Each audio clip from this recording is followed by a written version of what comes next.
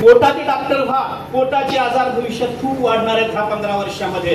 त्यामुळे मग ती ऍसिडिटी असेल, अपचन असेल आणि काही प्रकार असतील, त्या सगळ्यासाठी तुम्हाला गरज आहे त्या प्रकारचे डॉक्टर होण्याची. छातीमध्ये कळा येणार आहे, बीपी वाढणार आहे, शुगर वाढणार आहे, वाढायला लागलेली आहे.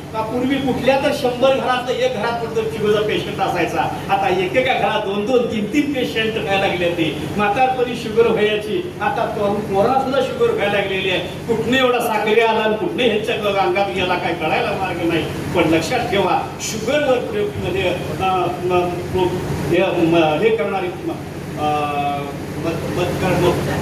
उपचार करणारी यंत्रणा लागणार आहे भविष्यामध्ये. आणि त्या दृष्टीने तुम्ही काही शिक्षण घेता आलं तर ते बघा. म्हणजे मेंदूचा विकार, मनोरुग्ण, निद्रा विकार, कानाचे विकार. कारण कानातलं सतत ऐकून ऐकून कानाचे पडदे सुद्धा खराब होणार आहेत. त्यामुळे त्यात नाक, कान, घसा तज्ञ लागणार आहेत आपल्याला. त्या संदर्भात काही मिळतंय का बघा. डोळ्याचे विकार, मणक्याचे उपचार, स्थूलपणा वाढणार आहे. त्यामुळं किंवा आता योगासन शिकवणारे किंवा व्यायाम वगैरे घेणाऱ्या याही शिक्षकांची गरज आहे भविष्यामध्ये. अशा सगळ्या व्यायामशाळा, कृत्रिम व्यायामशाळा, जिम वगैरे काढावी लागणार आहे. त्या दृष्टीने डोक्यामध्ये काय ठेवता येते का बघा. आणखी एक गोष्ट अशी आहे लक्षात आलं का बघा, की मसाज करण्यासाठी मसाजिस्टची गरज लागणार आहे. ज्यांना जास्त मार्क नाही, शिकता येणार नाही, त्यांनी त्या दृष्टीने काही प्रयत्न करायला हरकत नाही.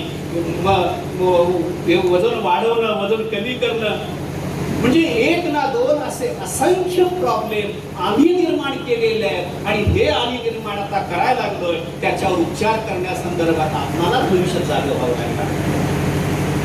मित्रांनो, आता लग्न व्हायला सुद्धा अवघड झालंय. बरोबर की नाही?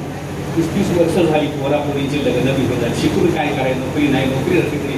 पोरीच्या आई बापाचं तर लई अपेक्षा वाढलेल्या आहेत. लग्न व्हायला लई त्रास व्हायला लागलाय. आणि डिवोर्स घ्यायला मात्र लगेच घ्यायला लागला. त्यामुळं भविष्यात आपणाला वकिलांची संख्या जास्त पाहिजे.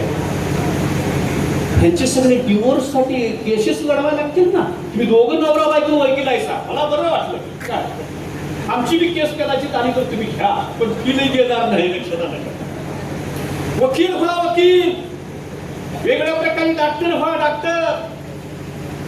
काय म्हणतो लक्षात आलं का बघा. भविष्यात हे सगळे प्रॉब्लेम वाढायला लागलेत. आणि ते वाढलेले प्रॉब्लेम जर सॉल्व्ह करायचे असतील तर आम्ही मित्रांनो, आम्ही तुमच्याकडे बघतो रे बाळांनो.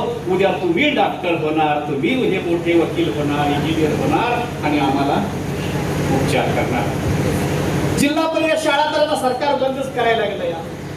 त्यामुळे इंग्लिश शाळा काढता तर बघा.